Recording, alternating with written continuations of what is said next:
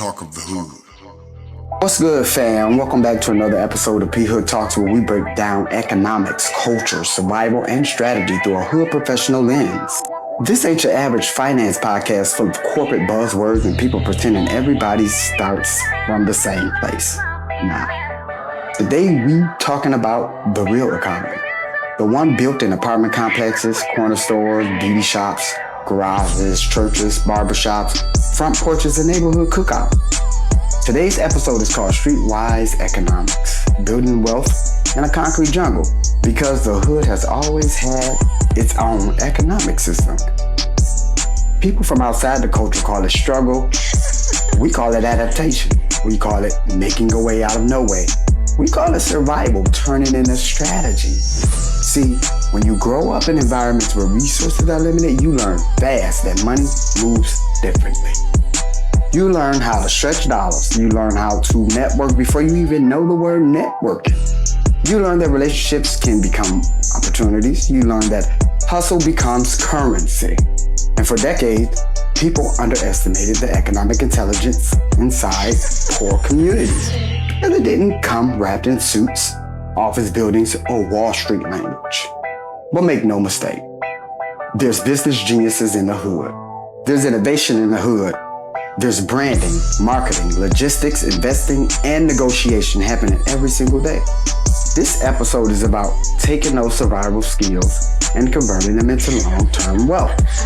We gonna talk about grassroots business, home ownership, creative money, community finance, policy changes, and the everyday decisions that slowly build generational stability. Because wealth ain't just about being rich. Wealth is about options. Wealth is about ownership. Wealth is about control over your future, and if the concrete jungle taught us anything, it's this. Pressure either breaks people or builds diamonds. So lock in, fam. Let's talk economics from the block up.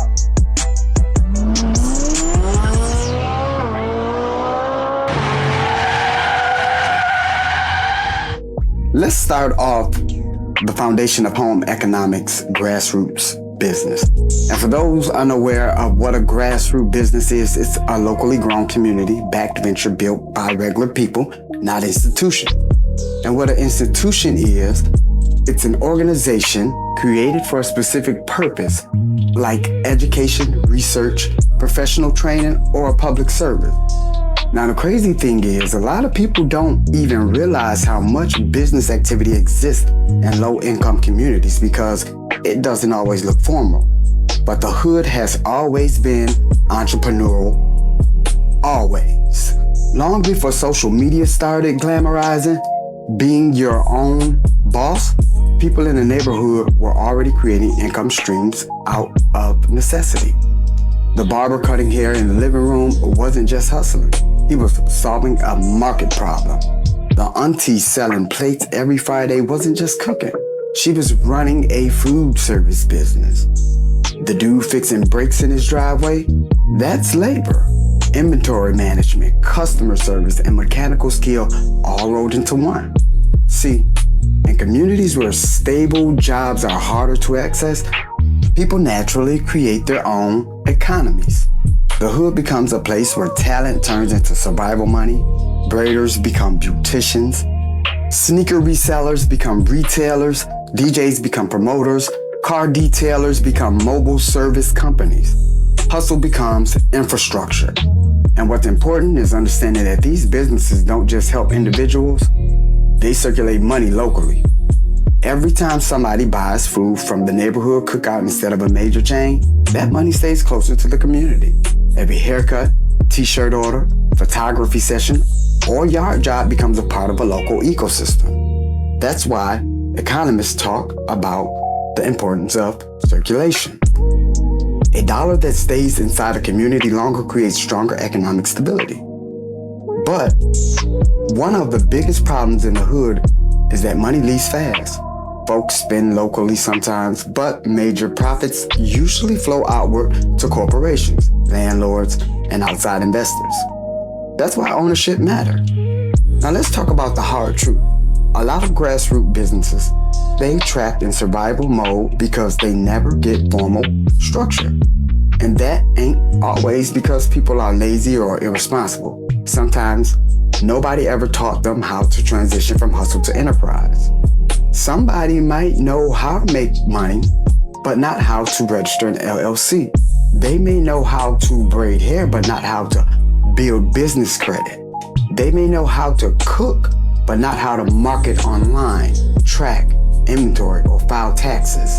And once you don't have paperwork, banks treat you like you don't exist.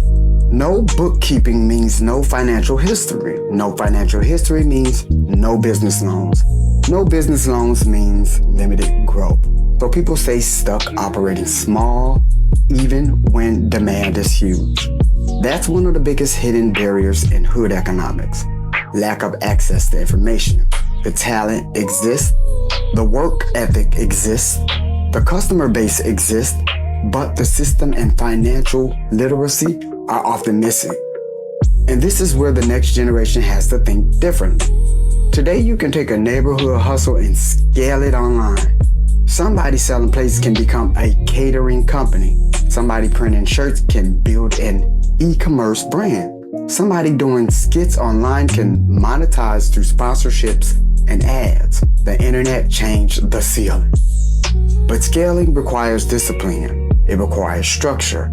It requires separating personal money from business money. It requires saving receipts, building credit, understanding taxes, learning marketing, and protecting your brand. Because hustling gets you income. Structure builds wealth. That's the difference. And another thing, people gotta stop looking down on small beginnings. Every major business started somewhere. Amazon started in the garage. Apple started in a garage. Most hood businesses start in kitchens, driveways, bedrooms, or trunks. The location doesn't determine the potential. The hood has always produced entrepreneurs. The problem was never talent. The problem was access, education, and ownership. The block has always known how to generate money, but making money and keeping wealth are two different games. And one of the biggest wealth builders in American history has always been land. Let's talk home ownership.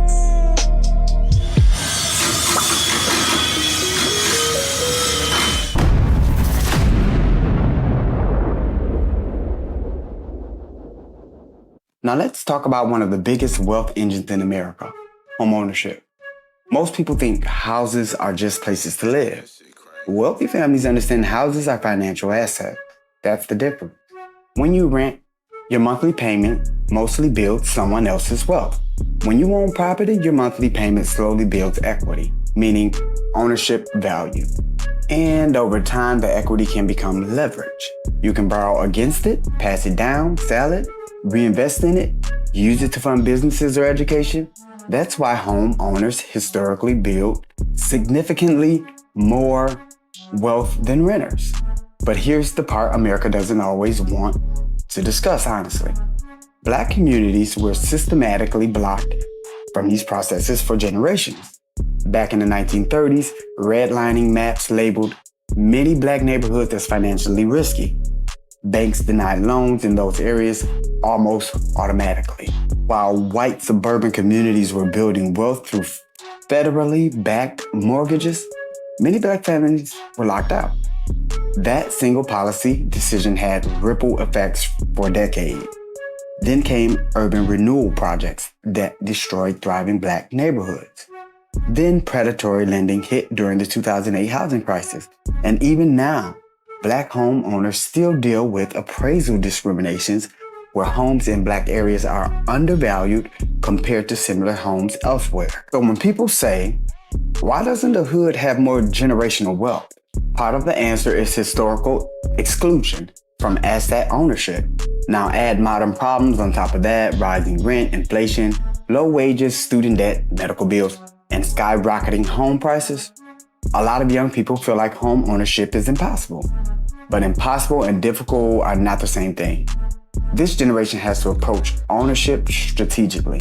That means understanding credit scores early. That means learning FHA loans, VA loans, USDA loans, first-time buyer programs, and down payment assistance. That means realizing your first property may not be your dream home. It might be a duplex, a fixer-upper, a starter home in an emerging neighborhood.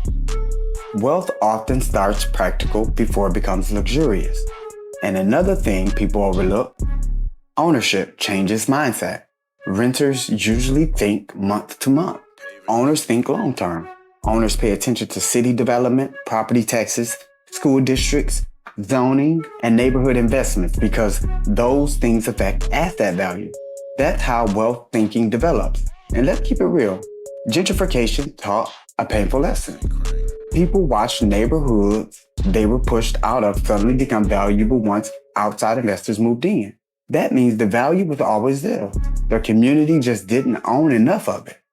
So the next chapter has to be different. Buying property isn't just personal success.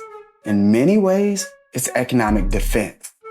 Property creates leverage, but culture creates influence.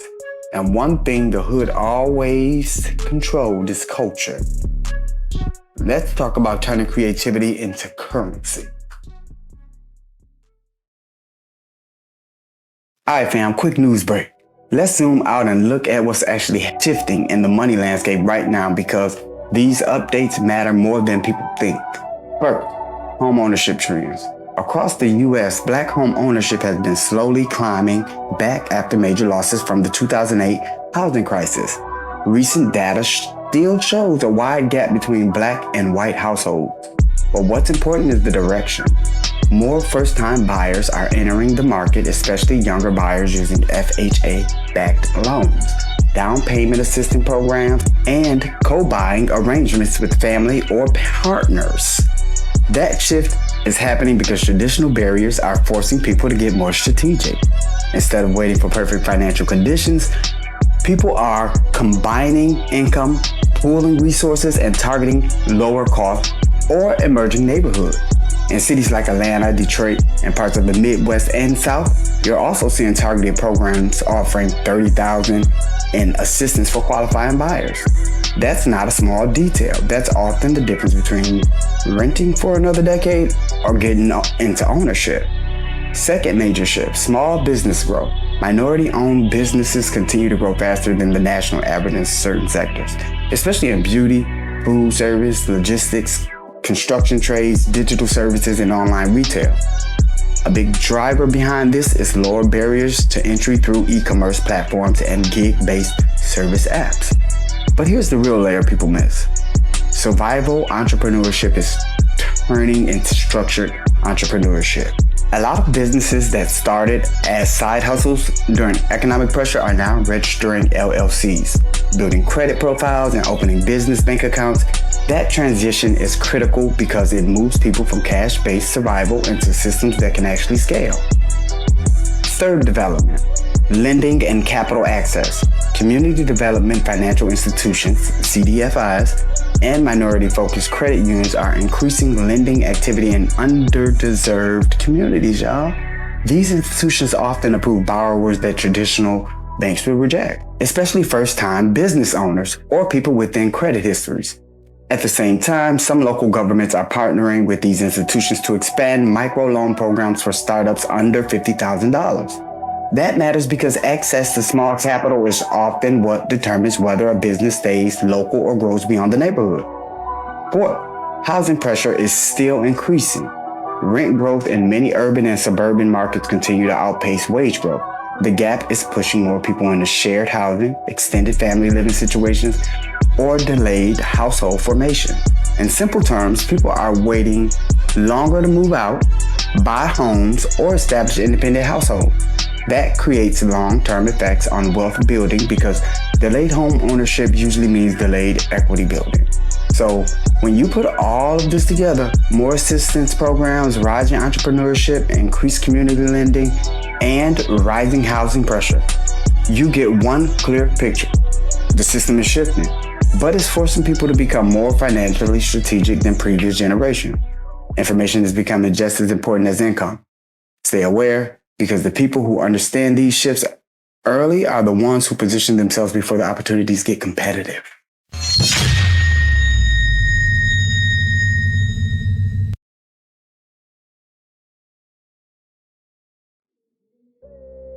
Now let's talk about one of the most powerful economic forces on the planet right now, the creative economy. And let me say this clearly from the jump. The hood has always been a creative powerhouse. Always. The music industry copies the hood. Dance trends start in the hood. Hairstyles, aesthetics, humor storytelling, sports culture, sneaker culture, so much of the modern entertainment and marketing is built off energy that came from Black and brown communities. The problem is, historically, the culture got monetized by everybody except the people who created it. That's the real conversation. For decades, record labels signed artists into terrible contracts. Designers copied street fashion and sold it back for luxury prices. Social media influencers built careers off dances and trends created by teenagers who never got credit. Entire corporations built campaigns around urban culture while the original creators stayed broke. But technology changed the game. For the first time in history, regular people can build audiences without asking major corporations for permission. That's why the creator economy exploded. Now, somebody with a phone, a microphone, and consistency can build an income stream from anywhere. A podcaster can monetize conversations. A gamer can stream online. A comedian can turn skits into sponsorship. A graphic designer can sell digital art worldwide. A chef can post recipes and get brand deals. A fitness coach can build subscriptions. A storyteller can create books, comics, animation, or YouTube series. The gatekeepers lost some control. And that matters because the hood has always had talent. But now talent has direct access to audiences. But here's where people get confused. Creativity alone is not enough. Going viral is not the same thing as building wealth. A viral moment can disappear in a week. A business model lasts for years. That's why creators need to stop thinking only like artists and start thinking like owners. Ownership is everything in the creativity economy. When musicians don't own their masters, somebody else profits forever from their music. When influencers don't control their platforms, algorithms decide their income. When creators sign bad contracts too early, they lose long-term leverage for short-term cash. That's why understanding intellectual property matters. Your voice is property. Your likeness is property. Your designs, scripts, videos, logos, catchphrases, beats, and ideas can all become assets. And the hood especially needs to understand this because so much of our creativity gets extracted for profit. Look at hip-hop. Hip-hop started as survival storytelling in poor neighborhoods. DJs looping records at parties eventually created a multi-billion-dollar global industry. Now major corporations use rap aesthetics to sell everything from sneakers to fast food to luxury brands. That means culture itself became currency. And this goes deeper than entertainment. Creativity creates economic ecosystems. A local rapper needs photographers, videographers, editors, producers, graphic designers, stylists, event promoters, DJs, managers, and marketers. One creator can create work opportunities for an entire cycle. That's how local economies grow. The same thing applies to podcasting, fashion brands, comic books, gaming content, and social media channels. The creator economy rewards people who build communities, not just audiences. And another important thing, consistency beats talent most of the time. A lot of talented people quit too early because they expected immediate success. But most successful creators built for years before they saw major money. They posted when nobody cared. They improved quietly. They learned marketing, branding, editing, audience retention, networking, and business strategy. Because in today's economy, attention is valuable, and the people who know how to hold attention can monetize it. But attention without ownership is dangerous. That's why creators need contracts, business entities, trademarks, copyright protection, and multiple stream of income. Ad revenue can disappear.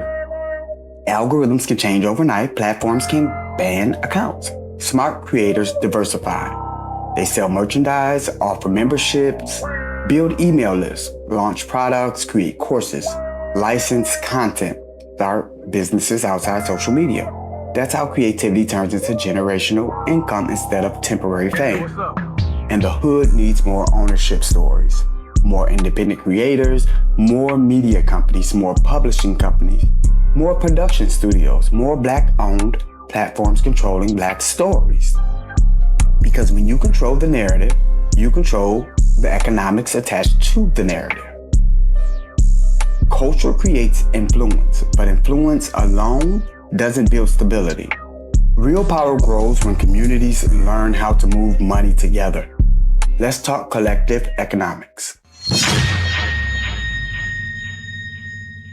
But before we get into that, guys, here's a news update real quick.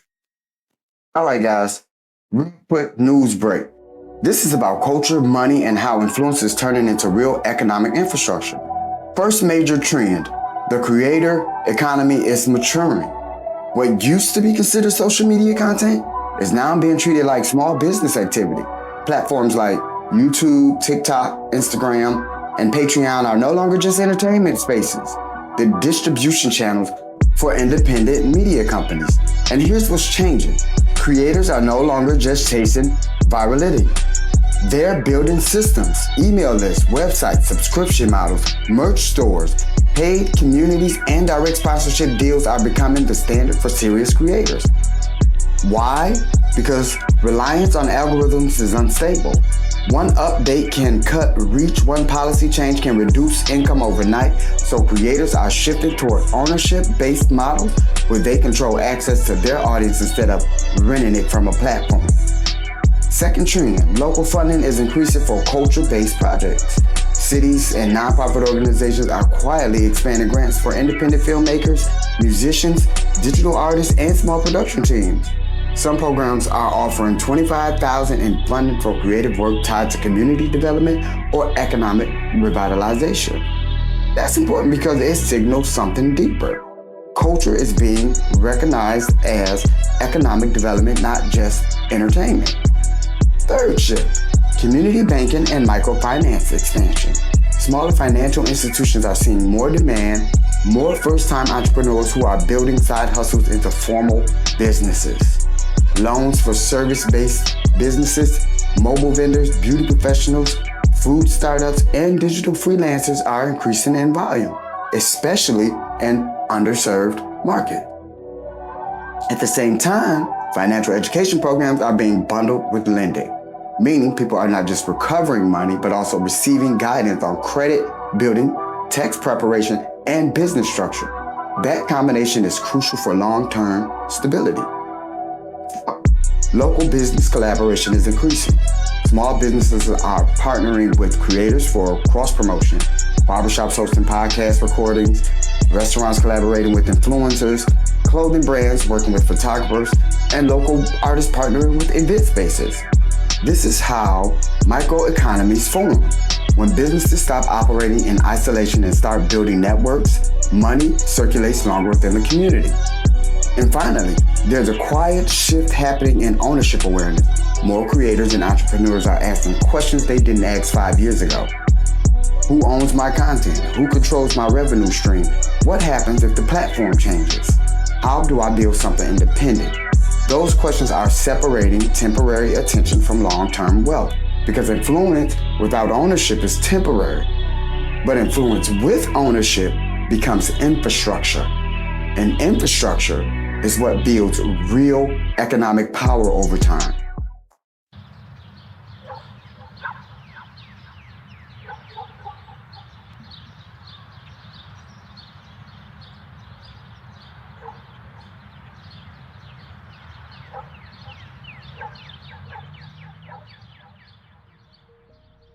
Now let's talk about something mainstream economics rarely gives enough respect to: community-driven finance. Before many Black communities had equal access to banks, loans, or credit systems, people relied on each other. That wasn't a weakness. That was adaptation. See, when traditional institutions shut people out, communities build parallel systems. That's why systems like SUSUs, rotating savings club, church lending circles, neighborhood investment groups, and family pooling become so important. People learned early that collective survival required collective economics. A SUSU, for example, is simple but powerful. Everybody contributes money regularly, and each member gets access to the full payout at different times.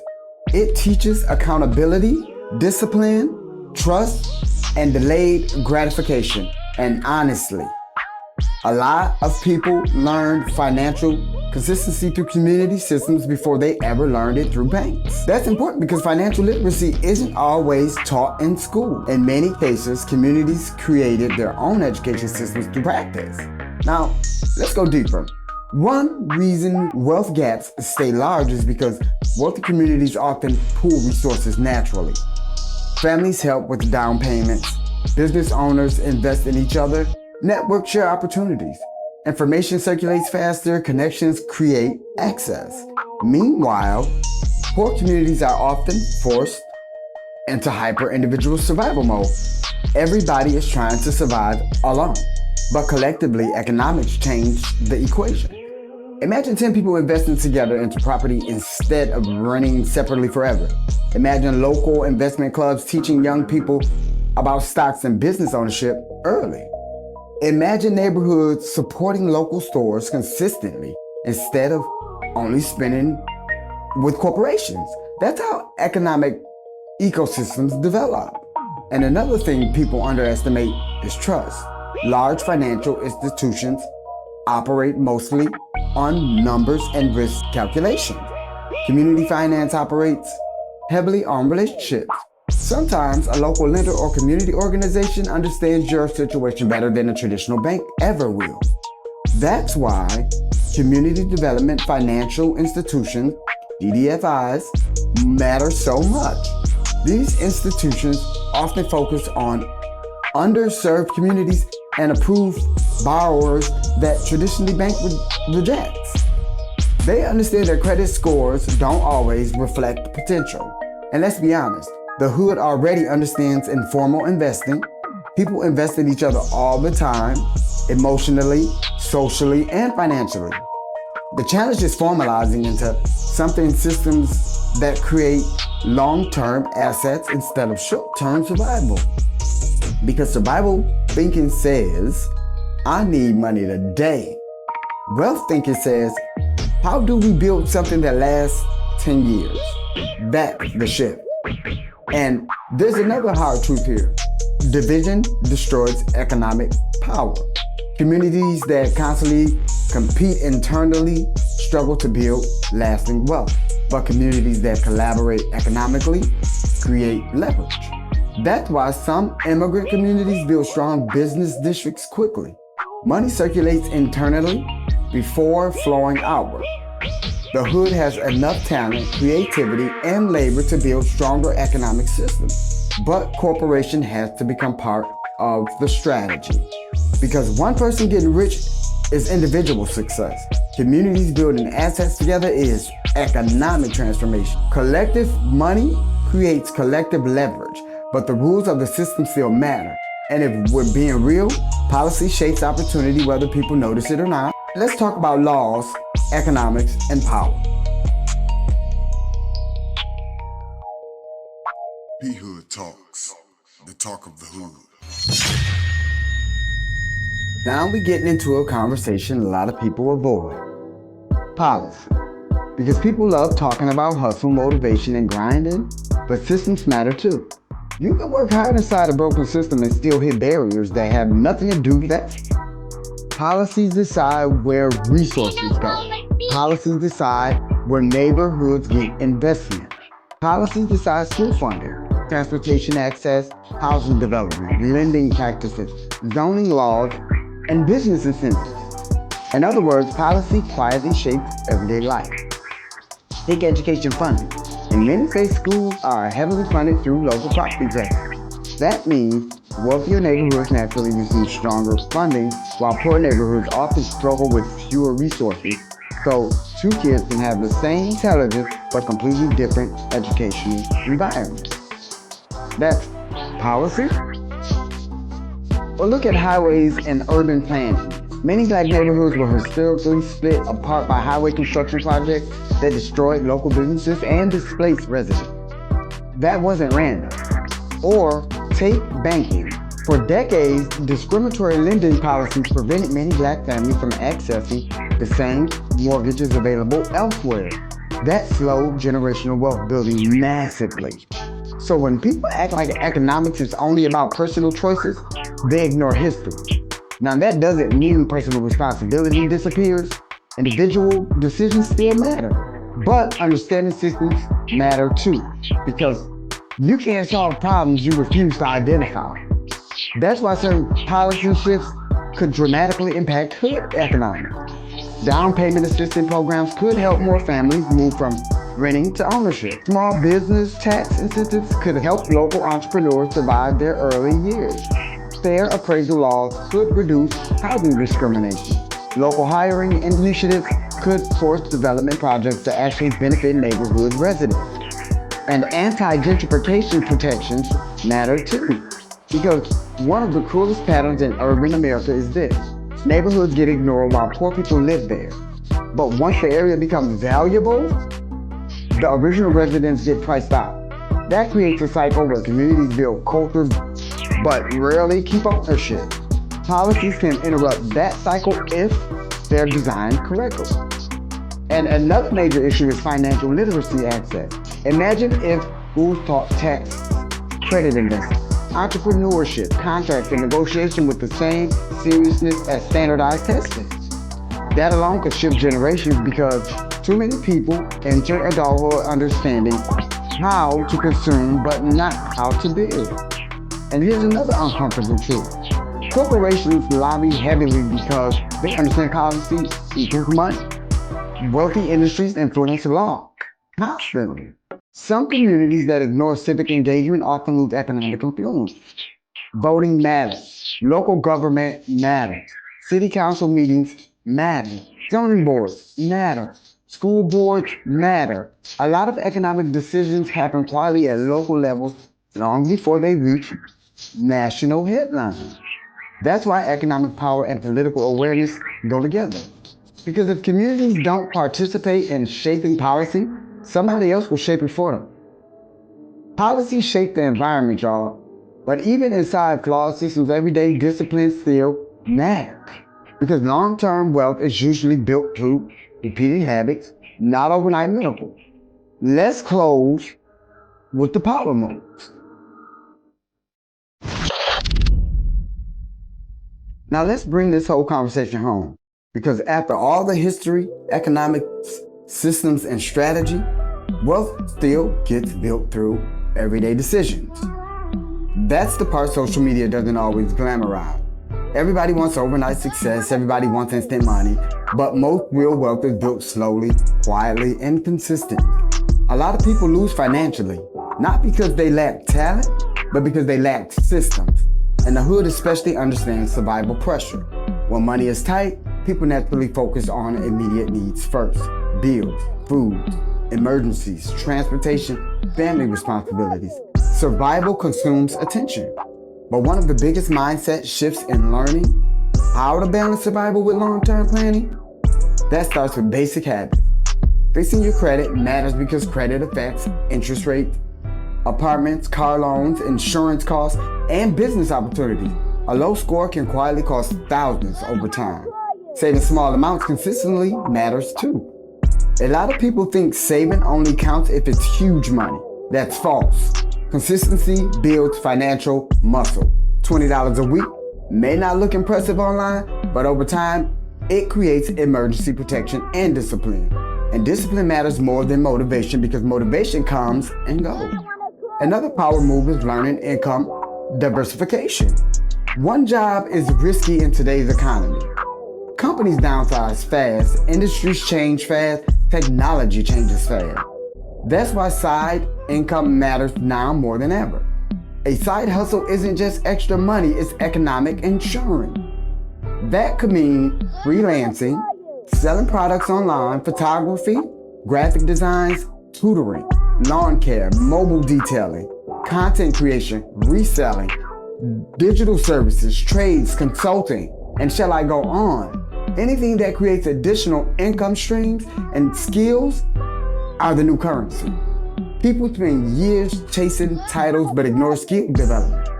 But the market rewards useful skills, sales skills, community skills, editing skills, marketing skills, tech skills, trade skills, negotiation skills.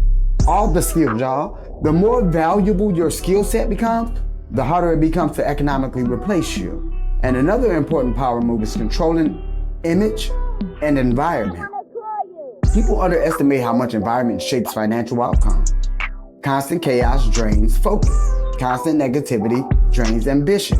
Constant comparison drains discipline. That's why successful people often become intentional about who they're around and what they consume mentally and how they spend time, because attention is an asset too. And let's talk about supporting local businesses. Every time communities consistently support local entrepreneurs, they strengthen local circulation. One successful business can hire people, mentor young entrepreneurs, sponsor community events, and inspire others. That's how economic momentum grows. And maybe the most important power move of all is teaching the next generation earlier.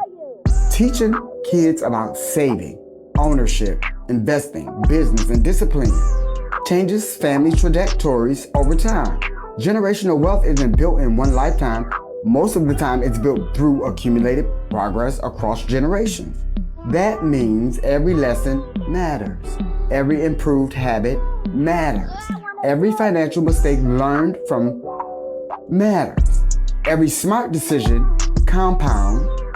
That's the real message behind Streetwise economics. The hood has always had resilience. The next chapter is turning that resilience into ownership, systems, assets, and legacy. Because surviving the concrete jungle is one thing, owning part of it is another.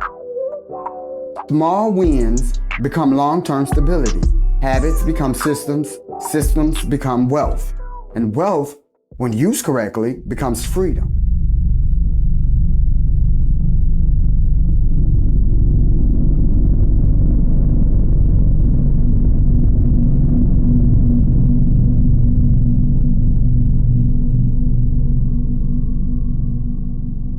Alright fam, that's the episode for tonight. We talked about something deeper than money. We talked about survival turning into strategy. We talked about the fact that the hood has always had economic intelligence. It just wasn't always recognized, respected, or protected. We talked about grassroots businesses keeping neighborhoods alive. We talked about home ownership and why land still matters. We talked about creativity becoming currency in the digital age.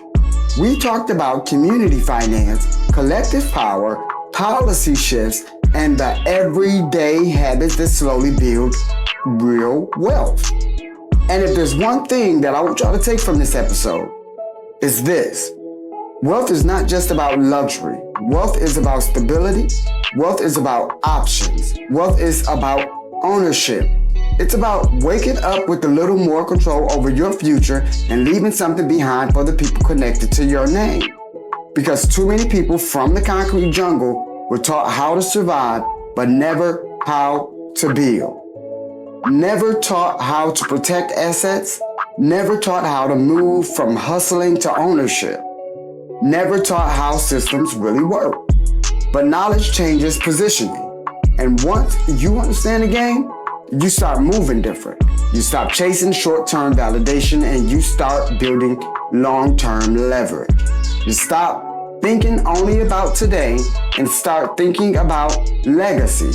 You stop seeing yourself as trapped by your environment and start seeing yourself as somebody capable of reshaping it. That's what the hood professional means. It means carrying the resilience, creativity, and toughness the hood gave you, while also learning the system strategies and disciplines needed to create lasting wealth. And understand this clearly.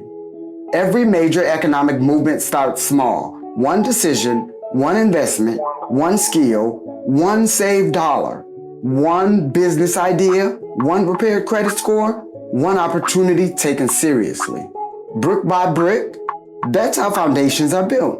So whether you're building a business, trying to buy your first property, creating content, rebuilding your finances, or just trying to break the cycle, keep going.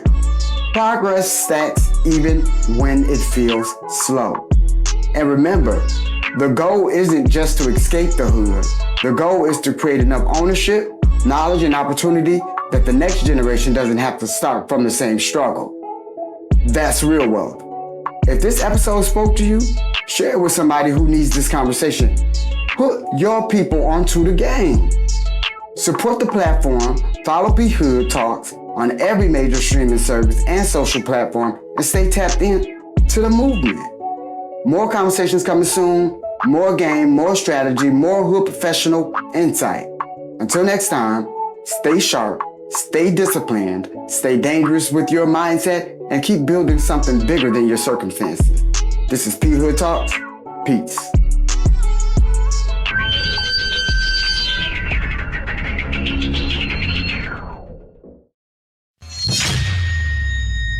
PHood Talks, the talk of the hood.